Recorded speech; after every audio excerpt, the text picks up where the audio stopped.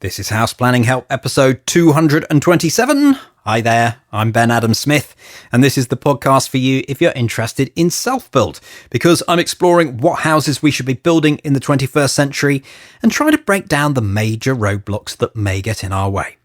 Coming up in this session, my guest is air leakage expert Paul Jennings, and we're going to look at whether any construction systems lend themselves better to creating low energy buildings, particularly in regards to airtightness. That's Paul's speciality, isn't it?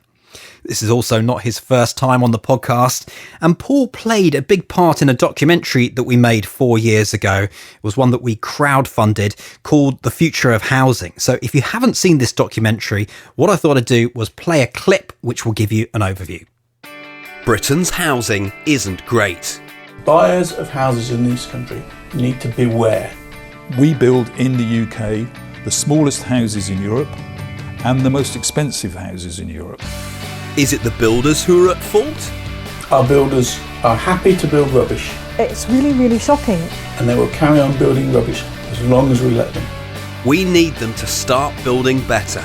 It's absolutely essential that when we build houses now, we build these houses for minimum energy consumption. We're going to test houses for airtightness, but we're not just looking at new build. Gushing out of there. We get some surprising results. They can't afford to heat it. When you add up all of the leaks, it's the same size as one of these panes of glass. We hear about some old projects. Last year we spent about £2.50 on heating. We weren't thinking about taping every seam and taping every joint. I would want to do that now. But how can we change things? Urgently, we need a review of the building regulation because it's clearly not fit for purpose. Airtightness and good insulation go hand in hand. How are the volume house builders driving up energy efficiency standards? We're already building some of the most energy efficient homes in the world, I think it's fair to say. If we want houses fit for the 21st century, it's down to us. They need the demand from the punters and they need a stick from the government. That last voice is Ted Stevens, former chair of NAXPA, the industry body championing self-build and custom build. I always think that makes a great soundbite, and it's spot on too. So if you want to watch the full documentary, we'll embed it into the show notes today. That can also lead you across to YouTube if you prefer to watch it on there. houseplanninghelp.com/227. Let's get to our featured interview with air leakage expert Paul Jennings. We've discussed airtightness before with him, but I'm not sure we've approached it by putting different construction systems side by side. So that's what we're going to do today. Just a quick note, the list is by no means comprehensive. We're really just having a chat. So we discuss a lot of approaches, but not all of them. And I started by asking him how many air tests he might carry out in a typical month. It's very variable. It really depends if you've got a big project where there's a lot of testing going on, or if you're just doing a set of individual self-builds where you'll have one test every few months on any individual job. You might have 2 or 3 or even 4 of them in a week, but the next week you might only have 1. It's the big jobs. Stuff like the Colchester co-housing is about to start. We're waiting for that, so that'll be a lot of testing. And then there's the big jobs like the Passive House swimming pool. They're starting on in Exeter. I mean, we're talking about the design at the moment, but that's going to be a lot of testing on that job.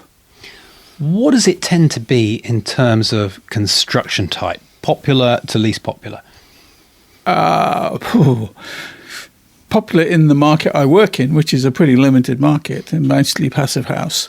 You have the airtight OSB, the Pro Passive, and the Duralis. They seem to be very good, very successful. Cross-laminated timber seem to be quite a lot of that. Recently, I've been testing modular construction, so factory-built stuff, which has great potential, I think. Because it has to be transported to site on the back of a lorry, it has to be reasonably robust. And actually, what we're finding is they can't build it leaky. A volume house builder, if they put their house on the back of a lorry, it'd fall apart before it got to site. Whereas these modular constructions, they're much more robust, they're much more airtight.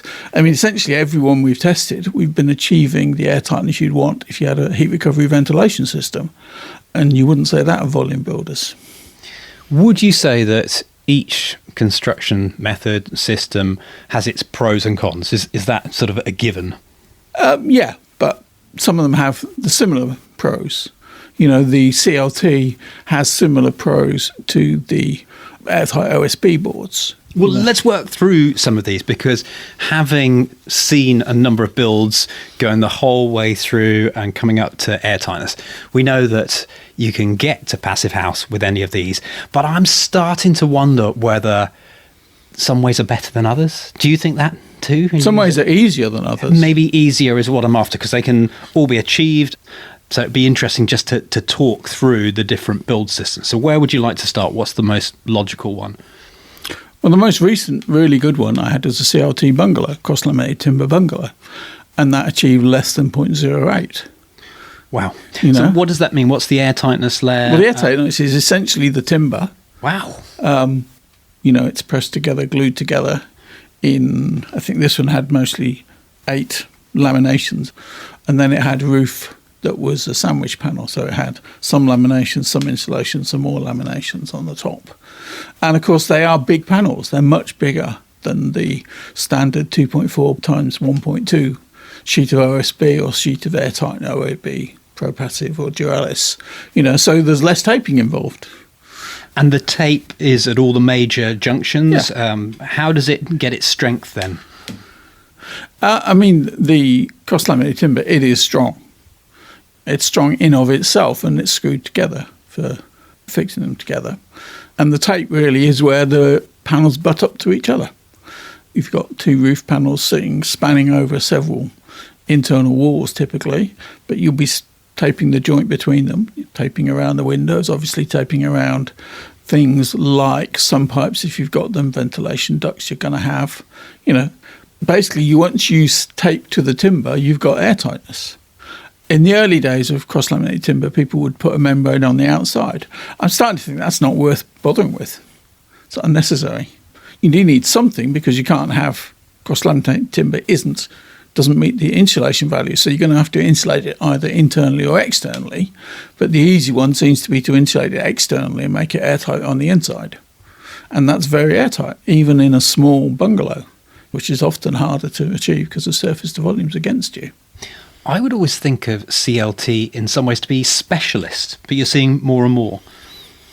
So definitely seeing more. It does seem to be a flavour of the month. There are fashions in these things. Well, I visited one the other day and was very impressed that it just gives you that nice feel as well. I don't know, there's something very cosy about a CLT build. If you're, obviously going to decorate over the top of it, and then you're not going to get that, but... Well, a lot of them, they don't. They're left with the exposed timber on the inside, and it's beautiful, and it's a natural feel. The only one that comes close to that, I think, is Straw Bale with a clay plaster inside. That, again, has a natural feel, but in that case, you'd paint it as well. But yeah, CLT is beautiful. Cost effective, it's getting more cost effective. There's people importing them from Poland and places like that, which is the same as the windows we use by and large. Apparently there is now a CLT factory in the UK. I don't know how that's getting on. We've heard that there was an attempt to do modular construction with CLTs, or at least a couple of attempts, which is suffering problems because of the weight of it, because it is heavy. So if you've got to move it and align it, then you've got concerns about that. I haven't tested any of those yet. I'm waiting. I just quoted for doing some, so we'll see. It'd be nice to get that direct experience. I saw you on site at one of Jay Cottrell's projects, Buckinghamshire Passive House, and that one there got an astounding 0.07 air changes per hour at 50 pascals. That's using their pH15 system. Why does that work so well, in your humble opinion?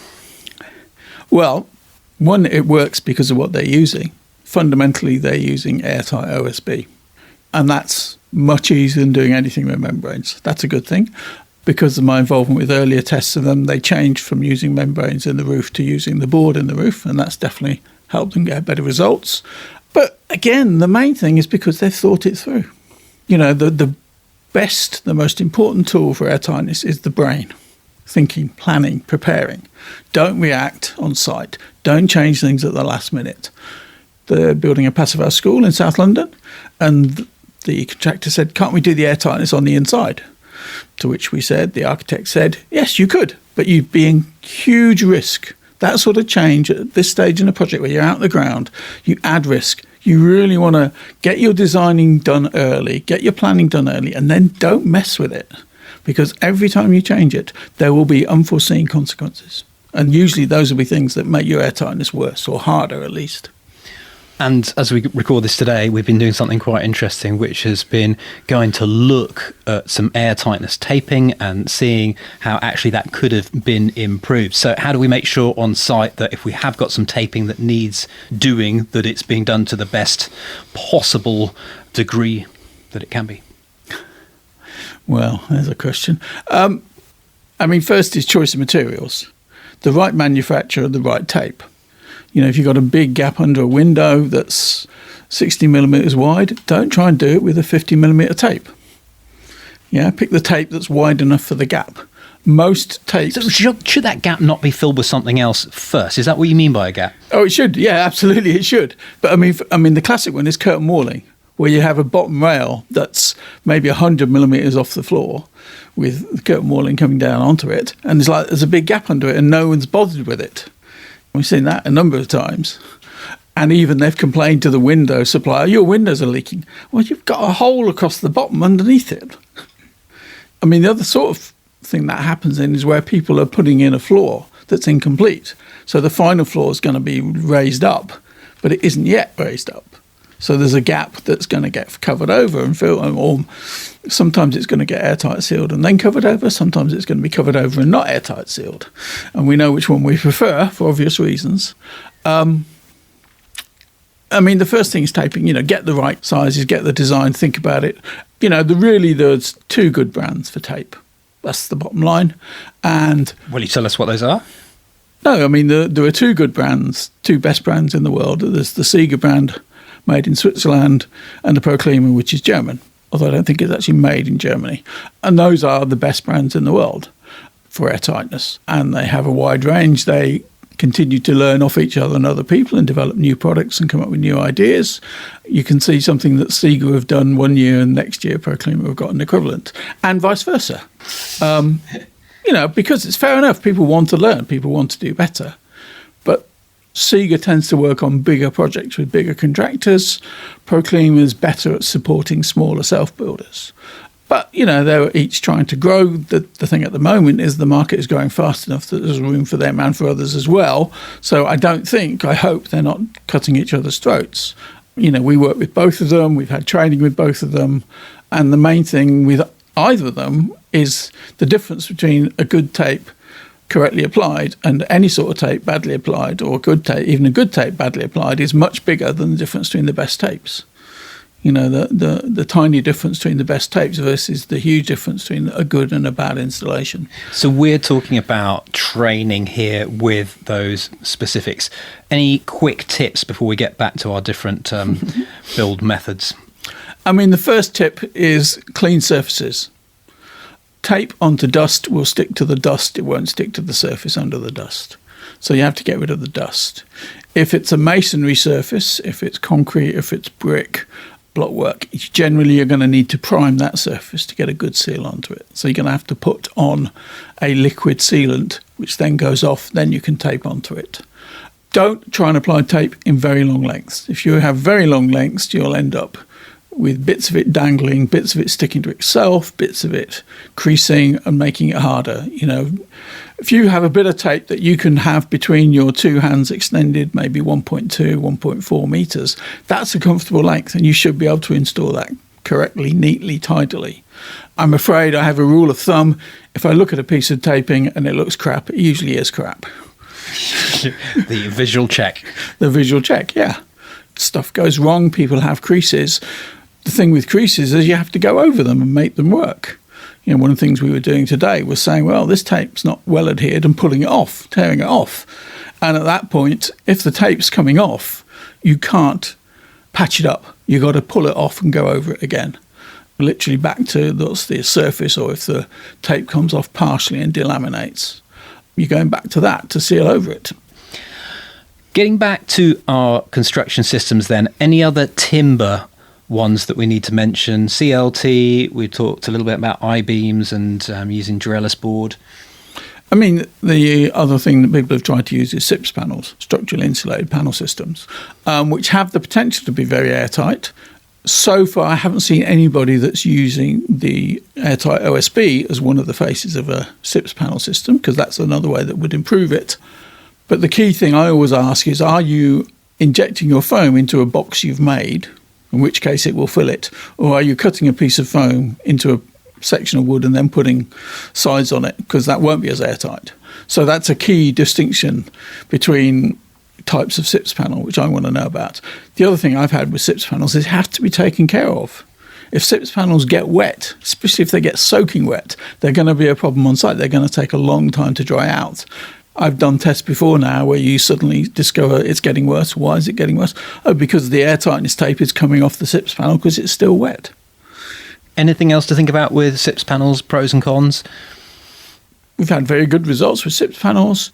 If you're using SIPS in a sloping roof, trying to align them precisely, trying to get them so you have a ridge that looks consistent at the same line. I've seen people have problems with that.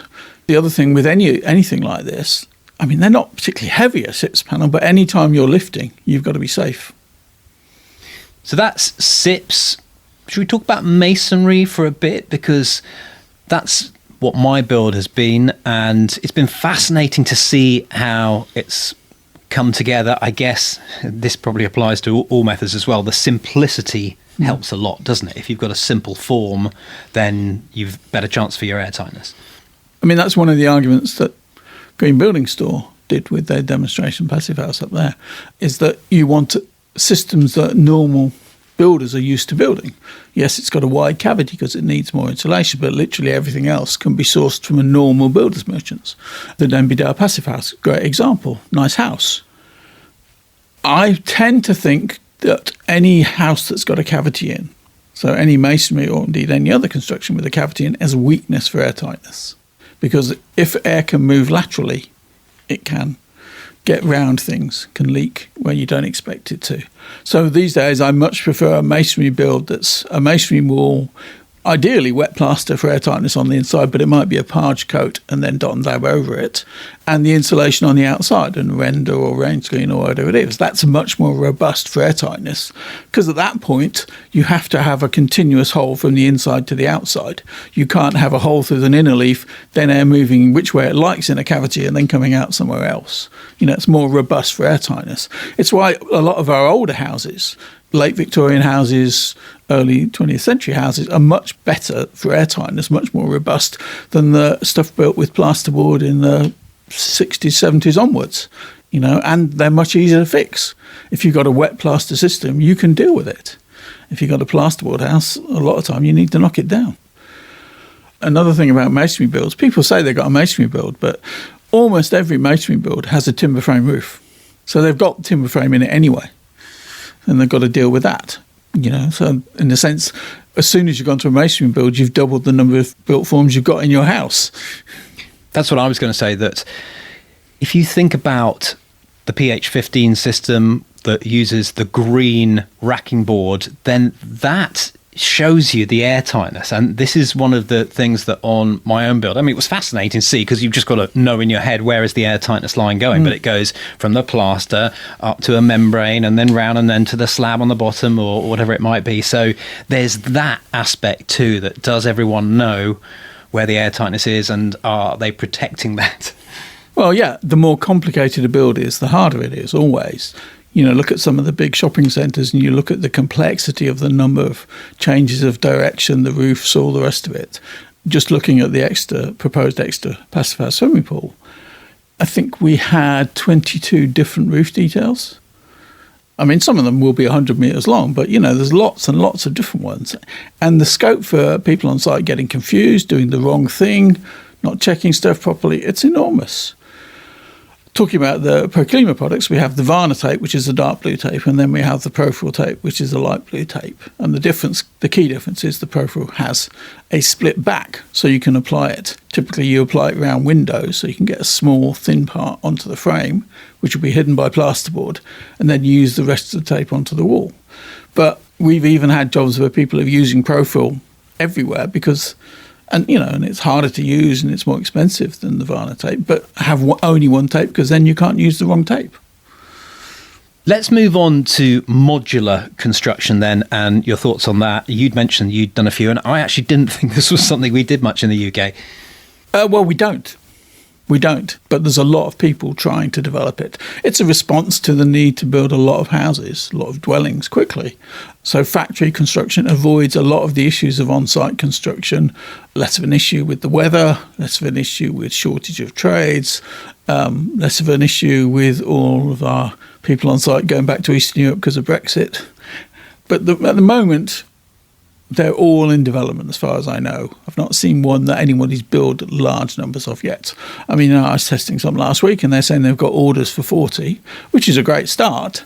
Be good to get the prototype sorted first, but hey, this is the modern world. You sell it before you finish it. But they were all getting under 1 air permeability, 1.5 air changes. So they're meeting the ACB building standard. They're meeting what we'd like to see for an MVHR system. And this is a prototype, and we know they can get it better. They improved it noticeably. Just, me working with them for a day on their prototypes, it made quite a big difference. And working with them again to make it more robust for, volume production. Because, they're talking about, not all of them, but some of them are talking about modules coming off the production line every 15 seconds. Huge numbers. And some of it undoubtedly is pie in the sky and will never happen. But on the other hand, there's great potential there. And, of course, the other thing is you can't build it as bad as you can build a new house. A modular construction, it's going to be craned onto a lorry and taken to site and craned off again. And in order for that to work, it has to be fairly robust. It has to be fairly airtight. You have bits of flapping material on a module that's being driven down the motorway at 60 miles an hour. Well, by the time it gets to the end, they won't be flapping. They'll be gone. You will seriously damage it. If a volume builder built something on the back of a lorry and drove it down the motorway, it wouldn't be there at the end of the journey. Where do you think we're going? What is it still just a mixture of all of these different build methods, or are there trends? There's definitely progress and trends. One is, membranes are losing out to the airtight OSB and for refurbishment, particularly to the blow-proof paint on airtightness. So membranes are a smaller part of the market than they used to be. But of course, at the same time, the refurbishment market is a bigger market than the new build market. And, we need to tackle refurbishment. We need to tackle it better. And we're not. We're learning lessons, but really we're taking our time over getting it. And I don't think we can afford that time. What about affordability then? Are any of these approaches better from that perspective? People, unfortunately, we all have to think of our pockets. The key thing a lot of the time is still the land. It's very hard to find plots. We're seeing some interest with people who own land of doing community land trusts. So you take the land out of the equation, and that has the potential to provide truly affordable housing. In Gloucestershire and Warwickshire and places like that, if you take the land out of the equation, then maybe you can build houses that nurses can afford to live in, policemen can afford to live in, teachers can afford to live in, which often they can't otherwise, or to a very low standard, very small. And in terms of the construction methods, a lot of the things, one of the big advantages with the modular is time on site, because time is money. So if you can do modular construction and take it to site, you're less subject to weather delays and you can build it faster. Just every week you're on site, there's a cost. If you're a contractor, if you're supervising construction, you've got site cabins, you've got site toilets, you've got all of those things you have to do, which are just an overhead. If you can halve your time on site by doing modular construction, then, hey, that's worth doing. And you get a better, compared to volume house builders, you get better construction quality. You're going to have less issues. Also, of course, because essentially it's checked before it leaves the factory. You've got a guarantee. Because at the moment, we're still only doing sample testing of new houses. And we know, all of us in the industry know, that large builders, they test the ones they want to test. It's not, as it should be, it's not building control coming and saying, oh, let's test that one this week. Oh, can't you do that one over there? It's like, oh, that's the only one that's ready. You can do that one. And that's, we know, and somebody, the government, ought to be paying research to go and check this, that if you go and test 5 others on that site, none of them will get that same standard. Just finally, thinking of Passive House and how we're doing in the UK, what advice would you have for anyone striving to get a good airtightness target, no matter which build system they're using? The main advice is think about it, learn about it, go and look at, visit, take advantage of Passive House open days and talk to people who've already built them. Look at the stuff that's on the internet. There's lots of stuff on the internet. UK Passive House Conference, it's in Leeds this year, and we get quite a few self-builders coming along to find out more. AECB conference. There are networks of people, and a lot of them are very committed people. They give their time, they give their energy, and they often don't charge as much as they should for it because they believe in it. Paul, it's always fun to have a catch up with you. Until next time. Thanks. Cheers, man. Every interview comes with show notes, and that's a place to reflect. We put in all the key points so you can go through it once again. houseplanninghelp.com/227 for this episode. If you have a comment or you'd like to ask a question, just scroll down to the bottom or find us on social media and we can continue the conversation there. We'll link you to Paul. Once again, it's houseplanninghelp.com/227. Let's finish up on a hub update, and we've got the first episode of my own build going into the hub any moment now. But I wanted to talk about the conference calls because this is something that we do monthly. We call them progress calls because we always like to think that we're moving forwards and getting towards the end of the build, or at least feeling we're making good progress. One thing that we do quite a lot is bring on experts as well, so that you don't have to go out and find them. We'll bring them to you, and if you like the topic that we're covering, then you can hop on the call. Guests we got lined up include Jack Harvey-Clark from Apex Acoustics. We're going to be talking about soundproofing. Also, Kath Hassel from HPH227 Consultants knows a lot about water saving, rainwater harvesting, anything like that. Those are a couple that we've got coming up very soon. We've got all the regular bits and pieces, the in-depth video case studies, the forum, the courses, and if you want full details, houseplanninghelp.com/join. It's all about attempting to prep you up and simplify your self-build journey. That's it for today. The House Planning Help podcast is produced by Regen Media, content that matters.